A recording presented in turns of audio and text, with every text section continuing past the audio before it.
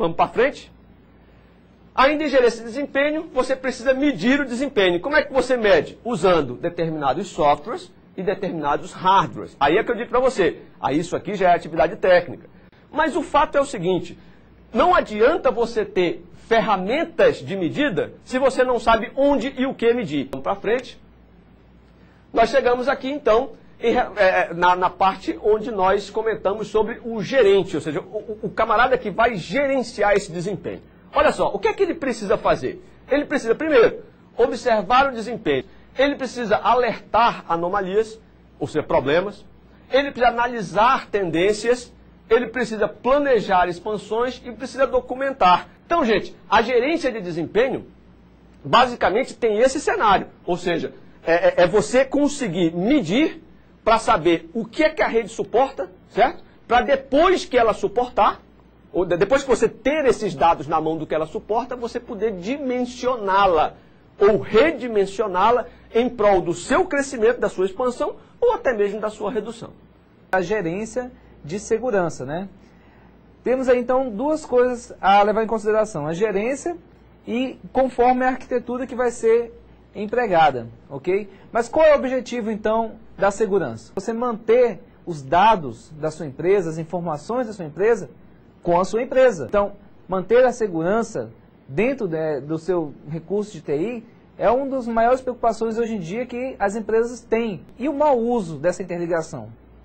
Né? E se eu tiver ali um acesso a um servidor, e se eu ali tenho arquivos de diversos usuários, se eu quiser fazer o mau uso daquele recurso? Então aí entra a questão da gerência de segurança. Como eu vou ali, através de recursos que eu tenho, né, de ferramentas, softwares e práticas, estabelecer normas de funcionamento que vão me garantir a disponibilidade, a integridade e a segurança daqueles meus dados ali que eu tenho. Então, a gerência de segurança vai trabalhar principalmente esses quesitos, como integridade e disponibilidade dos dados, das informações da empresa.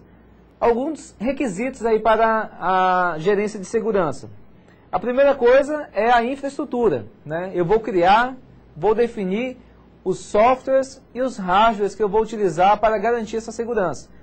Então são definições que na gerência de segurança você vai ter que fazer essas opções, né? Vai ter que escolher em relação a esses hardwares e também os softwares.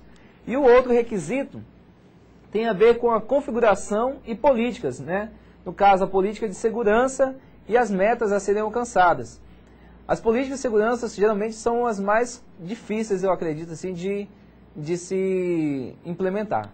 Mas, ao se definir uma política de segurança, nessa parte do gerenciamento, a gente deve ter sempre em mente que você nunca pode impedir que o usuário desempenhe o seu trabalho. Então, tem que ser feito um levantamento, lá na parte de planejamento que você já tem, um levantamento que você precisa, para que você possa, então, criar essa política de segurança de acordo com a realidade da sua empresa. Muito obrigado. Então vamos aí. Então esses requisitos, a infraestrutura e a configuração e políticas, elas vão nortear você a responder essa pergunta, né? Para estabelecer seu plano de gerência de segurança, né? O que e como você vai gerenciar.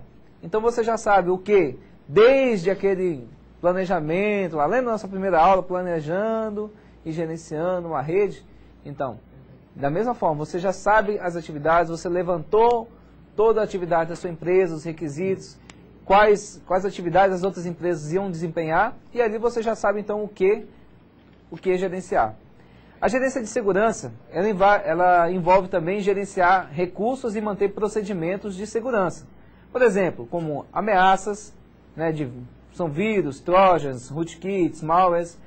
Gerenciar quesitos de segurança a recursos, né, seja o seu hardware, seja seus equipamentos, e também além de políticas, né, as políticas de segurança no qual o usuário pode fazer, o que não pode fazer, e as medidas punitivas também com relação ao mau uso, né, dos recursos da empresa, no caso que você trabalha, ou o órgão também. O gerente, né, o gerente de segurança, antes, ele identifica informações e equipamentos que devem ser do quê? Protegidos. E depois, né, ele vai também antes implementar e instalar ferramentas de monitoramento da rede. Para depois o quê? para depois analisar diariamente os logs, encontrar possíveis pontos de acesso e manter um sistema de backup. Então, exatamente como nós falamos na primeira aula. Primeiro vem o quê? O planejamento e o gerenciamento, ali, o controle. Vou implementar aquilo que eu planejei. E depois disso vem só o quê? A parte de acompanhamento, monitorar. Ah, aqui está tendo um comportamento estranho. Alguém está tentando ter um acesso indevido aqui a determinada pasta. Por que esse usuário está querendo?